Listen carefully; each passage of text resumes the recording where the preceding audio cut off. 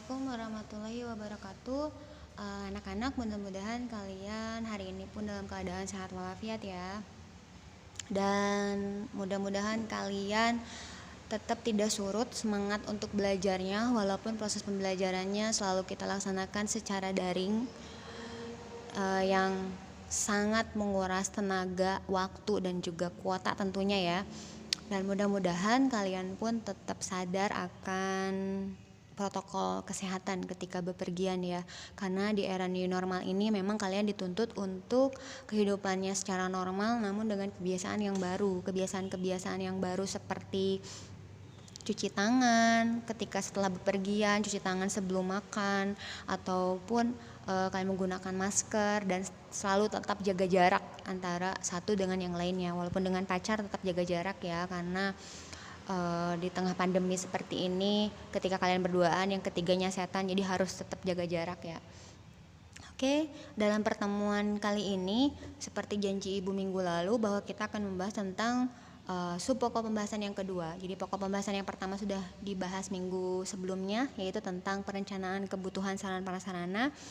Dan minggu sekarang kita akan membahas sub pokok pembahasan yang kedua, yaitu tentang pengadaan dari sarana dan prasarana. Nah, langsung aja ya, di dalam pengadaan sarana dan prasarana ini terbagi lagi menjadi 3 pokok pembahasan. Pokok pembahasan yang pertama tentang pengertian, tujuan, dan langkah-langkah. Pokok pembahasan yang kedua tentang fungsi seksi perbekalan, dan yang terakhir membahas tentang asas dan prosedur pengadaan peralatan kantor.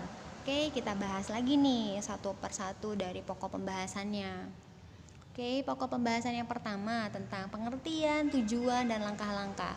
Kira-kira apa pengertian dari pengadaan sarana prasarana? Ternyata pengertiannya adalah semua kegiatan yang berhubungan dengan penyediaan dari sarana dan prasarana tadi. Jadi semua kegiatannya itu termasuk ke dalam pengertian dari pengadaan sarana dan prasarana. Kemudian apa sih tujuannya? Jadi pengadaan sarana dan prasarana ini bertujuan untuk menunjang pelaksanaan tugas ya. Jadi agar tugasnya nanti berjalan dengan efektif dan efisien. Dan yang terakhir, kira-kira langkah-langkah apa saja yang diambil di dalam pengadaan sarana prasarana? Ada beberapa langkah. Langkah yang pertama, kita membuat surat permohonan atau daftar permintaan barang. Jadi ketika kita membutuhkan sarana prasarana di suatu organisasi, perusahaan, ataupun instansi, kita harus membuat surat permohonan dulu. Namun sebelum diajukan ke bendahara, langkah lebih baiknya kita cek dulu nih stok barang di gudang. Jika memang benar-benar tidak ada di gudang, maka langkah berikutnya menyerahkan surat permohonan tadi ke bendahara. Kemudian nanti bendahara akan menyerahkannya ke pimpinan untuk meminta persetujuan. Ya, jadi setelah disetujui, maka suratnya akan diserahkan ke bagian logistik. Jadi bagian logistik ini nanti nih yang akan melakukan pembelian barang yang dibutuhkan tadi. Kemudian langkah berikutnya, setelah dibeli oleh bagian logistiknya, baru sebelum barang diterima, barangnya harus diperiksa atau dicek dulu. Jadi dicek dulu nih, cacat apa tidak, oke apa tidak, semuanya diperiksa dulu, dicek dulu. Ketika udah oke, baru langkah selanjutnya dicatat. Di mana kira-kira dicatatnya? Bukan di buku harian ya, tapi di buku serah terima barang atau buku penerimaan barang. Dan setelah dicatat dan diterima barangnya, yang langkah terakhir disimpan di gudang, baru nanti akan didistribusikan ke unit-unit yang membutuhkan. Tapi dengan catatan, unit yang membutuhkannya harus bikin surat rekomendasi dulu nih ke pihak gudangnya untuk pengeluaran barang di gudangnya. Begitu langkah-langkah di dalam pengadaan sarana dan prasarana yang dibutuhkan. Oke, kita masuk ke pokok pembahasan yang kedua di dalam pengadaan sarana prasarana, yaitu fungsi seksi perbekalan. Bukan seksi sekali, tapi seksi perbekalan. Ada 4 di dalam fungsi seksi perbekalan. Oke, yang pertama, penelitian kebutuhan perlengkapan kerja. Ya, jadi ada penelitian kebutuhan perlengkapan kerja, biasanya mencakup jumlah maupun mutunya. Di dalam menentukan jumlah maupun mutu, biasanya ada faktor-faktor yang mempengaruhi di dalam penelitian kebutuhan perlengkapan kerja. Kira-kira faktornya apa aja? Yang pertama ada faktor fungsional, faktor ongkos, faktor prestise, faktor standarisasi, yang terakhir ada faktor normalisasi. Jadi ada 5 faktor yang mempengaruhi ya. Faktor fungsinya, ongkos, prestise, standarnya, berada normalisasinya. Itu beberapa faktor yang mempengaruhi di dalam penelitian kebutuhan perlengkapan kerja. Kemudian kita masuk ke fungsi seksi berbekalan yang kedua, yaitu standarisasi dan perincian benda. Jadi ada standarisasi perincian benda. Nah, di dalam standarisasi perincian benda ini ada beberapa langkah yang perlu ditempuh untuk mengusahakan standarisasinya. Ya, langkah yang pertama ada klasifikasi alat-alat. Jadi digolongkan dulu nih alat-alatnya berdasarkan fungsi yang sejenis atau yang sama. Yang berikutnya ada spesifikasi dan perincian alat-alat. Biasanya dispesifikasikan berdasarkan kemampuan alat tersebut. Dan yang terakhir ada standarisasi alat-alat. Nah, distandarisasikan nih berdasarkan bisa digunakan dalam jangka waktu yang lama apa tidak, atau berdasarkan pertimbangan efisiensi kerjanya. Itu standarisasi perincian benda. Kemudian yang berikutnya ada yang ketiga tentang pembelian benda perbekalan. Ya, jadi ada langkah berikutnya adalah pembelian langkah perbekalan. Nah, di dalam pembelian langkah perbekalan ada beberapa pertimbangan pokok dalam pembeliannya. Pertama, harus sedapat mungkin mengurangi pembiayaan baru. Jadi tidak menimbulkan pembiayaan baru. Jadi pembiayaannya tetap sama dari bulan ke bulannya. Kemudian menimbulkan kompetensi di antara produsen. Yang berikutnya, mendapatkan keterangan-keterangan terbaru atas benda-benda, keadaan pasar dan harga. Yang keempat, mendapatkan keterangan-keterangan mengenai perkembangan baru atas barang-barang dan cara yang telah disempurnakan mengenai cara pengepakan. Dan yang terakhir, mempertimbangkan semua biaya secara keseluruhan. Oke, itu dalam pembelian benda perbekalan ya. Jadi ada 5 pertimbangan. Oke, kemudian yang terakhir ada pengiriman barang. Pengiriman barang ini jadi di dalam pengadaan barang perbekalan biasanya dibutuhkan aktivitas pengiriman tentunya ya, baik itu pengirimannya melalui darat, udara ataupun melalui laut.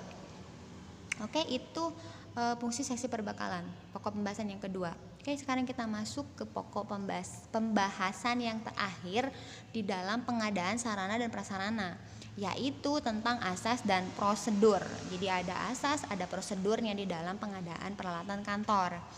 Oke, apa aja kira-kira? Yang pertama ada asas pengadaan peralatan kantor.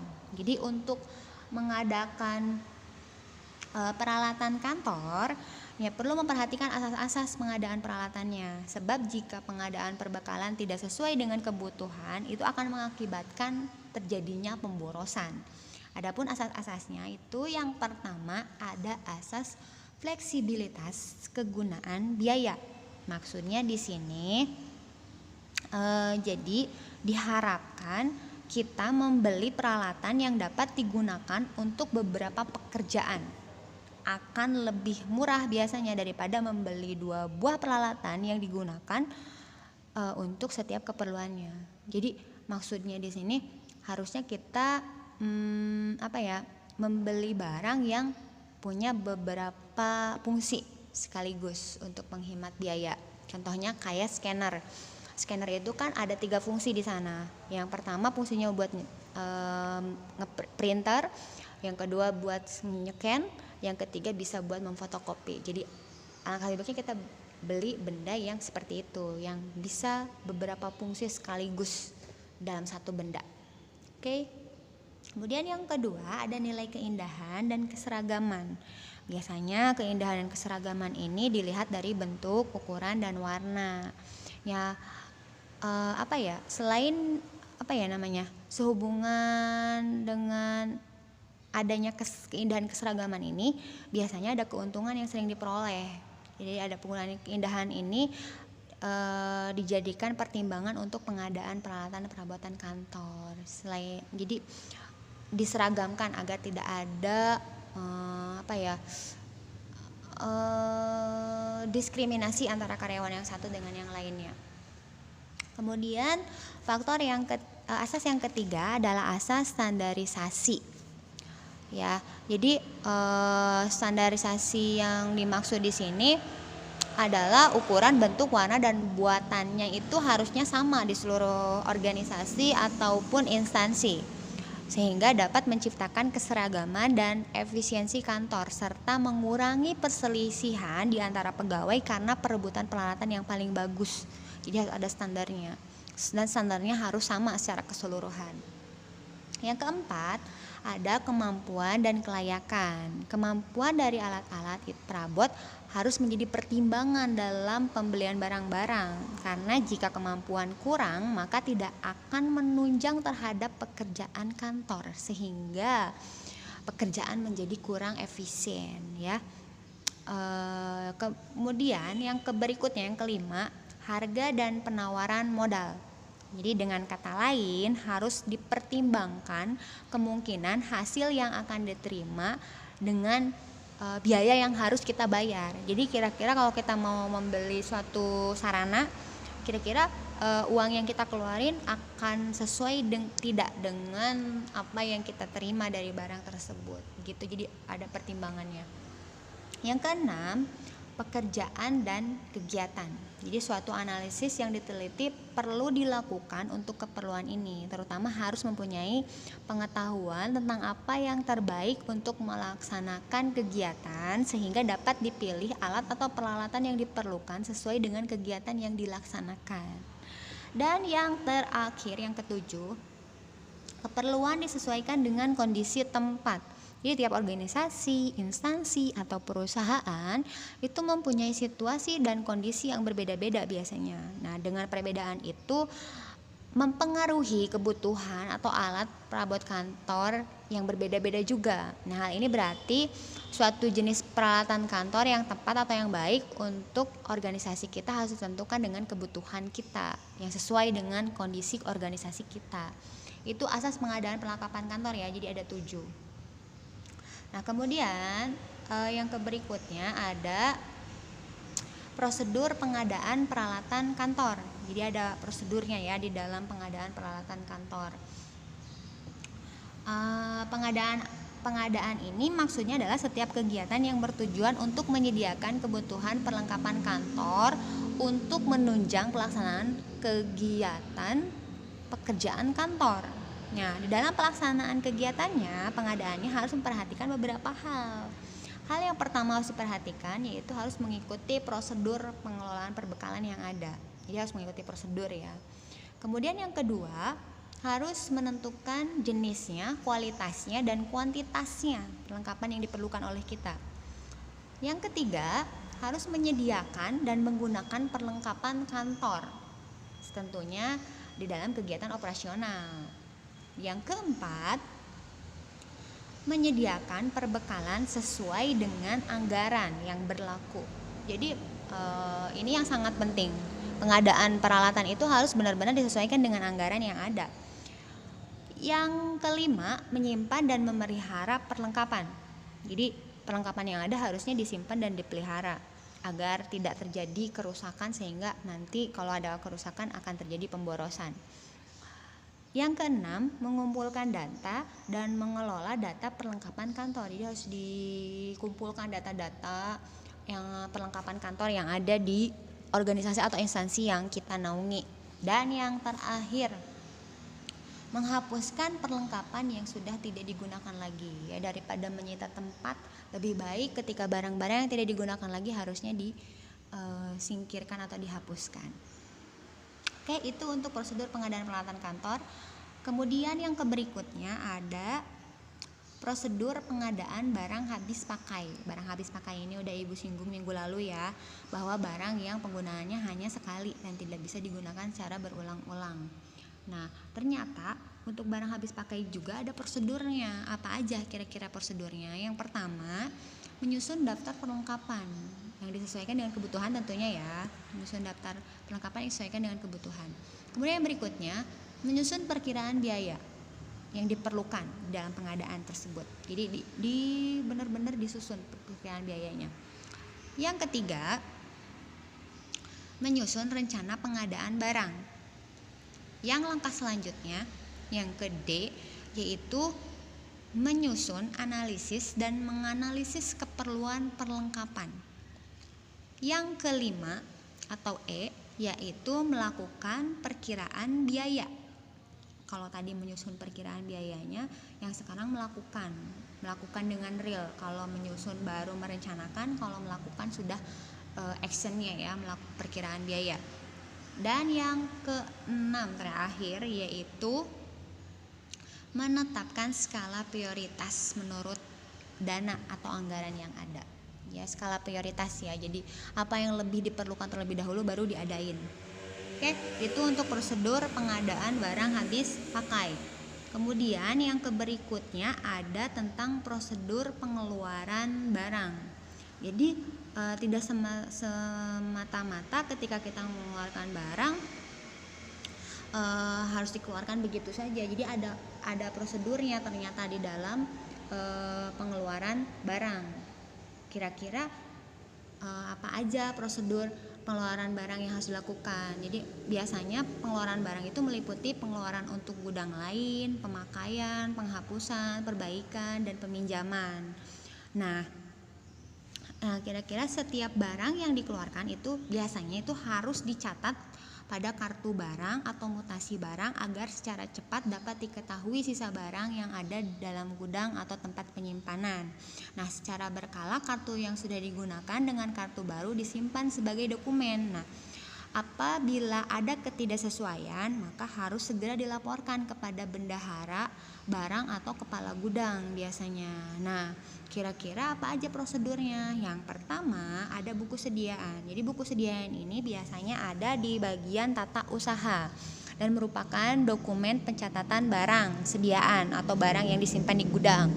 Nah, yang tercakup di dalam buku sediaan ini biasanya pertanggungjawaban, pengendalian informasi, dan informasi sediaan yang sesuai dengan fisiknya.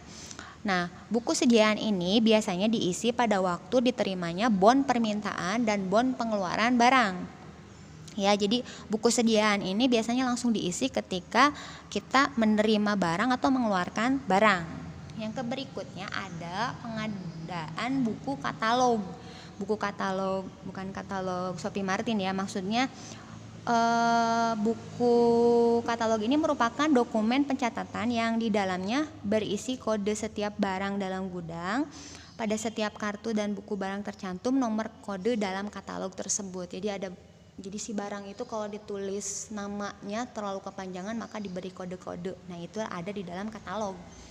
Dan yang terakhir, setiap gudang itu harus dilengkapi dengan denah lokasi.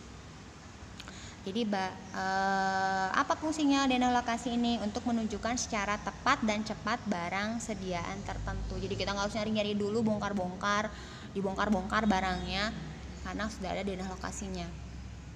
Oke, itu untuk prosedur pengeluaran barang. Dan yang berikutnya adalah tentang cara penanganan perbekalan kantor. Ya, jadi cara penanganan perbekalan kantor ini ada langkah-langkahnya di dalam penanganan penyimpanan. Biasanya meliputi penerimaannya, setelah diterima disimpan, setelah disimpan dikelompokkan, setelah dikelompokkan ditata, dicatat, dan dikeluarkan. Ya, jadi ada beberapa langkahnya. Oke, kita bahas satu persatu. Yang pertama ada penerimaan barang. Jadi penerimaan barang ini ada prosesnya. Proses yang pertama diperiksa dulu nih barangnya, udah oke apa tidak, dicek dulu fungsinya sesuai apa tidak, standarnya sesuai apa tidak. Nah, setelah sesuai baru dicatat deh di buku penerimaan barang tadi. Nah, setelah diterima di buku penerimaan barang, baru barangnya disimpan. Penyimpanan barang disimpannya di mana? Ya, bukan di lemari tapi disimpannya di gudang. Setelah disimpan ada proses pengelompokan barang yang disimpan. Jadi dikelompokkan nih barangnya, disimpannya. Misalkan kan barangnya ada yang dipakai di unit mana itu dikelompok-kelompokkan dulu nih agar nanti pas penggunaan tidak membutuhkan pembongkaran yang terlalu berlebihan. Atau kalau di warung dikelompokkan berdasarkan expirednya, jadi supaya yang expirednya lama itu disimpan di belakang, yang expirednya udah sebentar lagi disimpan di bagian depan. Kemudian setelah dikelompokkan baru ditata, barang yang disimpannya ditata dulu nih. Ditatanya itu biasanya di dalam penataan barang yang disimpan biasanya harus kita ketahui nih barang-barangnya dari nomor urutnya yang dibuat secara kronologis, nama dan alamat pengirimnya, tanggal penerimaannya, nomor dan tanggal bukti atau dokumen pengiriman, nama dan uraian barang meliputi mereknya, tipenya, ukurannya, ada satuan barang, jumlah barangnya, harga satuannya, dan keterangan-keterangan lainnya itu ada menjadi pertimbangan di dalam penataan barang yang disimpan. Setelah ditata, pencatatan barang. Jadi barangnya dicatat. Jadi ada beberapa metode pencatatan, ada dicatat barangnya metode pencatatan individual, ada metode pencatatan kolektif. Kalau individual ini digunakan ketika keadaan barang secara individual yang sejenis. Contohnya mereknya, nomor atau tahun pembuatannya. Kalau kolektif digunakan untuk keadaan barang yang secara individual tidak dapat dibedakan dengan barang sejenis lainnya dan barang yang harganya relatif murah. Itu untuk kolektif. Dan yang terakhir ada pengeluaran barang. Jadi setiap pengeluaran barang harus berdasarkan surat pesanan atau bon permintaan atau surat perintah pengeluaran dari atasan. Jadi kita tidak semerta-merta bisa mengeluarkan barang begitu saja. Itu cara penanganan perbekalan kantor. Ya, jadi asas dan prosedur kantor ini terbagi menjadi 5 pokok ya. Jadi ada asas pengadaannya, prosedur pengadaan peralatannya, prosedur pengadaan barang habis pakai, prosedur pengeluaran barang, dan cara penanganan perbekalan kantor. Oke, sekian materi yang Ibu sampaikan hari ini. Mudah-mudahan bermanfaat dan dapat kalian pahami dengan baik. Setelah ini nanti kita kerjain tugas di Google Form seperti minggu lalu, dan itu juga sekaligus absensi. Tak henti-hentinya Ibu mengingatkan kalian bahwa jangan pernah patah semangat untuk selalu semangat belajar secara daring ini, dan tetap harus bermimpi setinggi-tingginya. Jangan terlena karena karena tidak bersekolah yang panjang ini. Oke, jadi tetap stay at home dan gunakan protokol kesehatan yang ada ketika mau bepergian. Sekian dari Ibu. Assalamualaikum warahmatullahi wabarakatuh.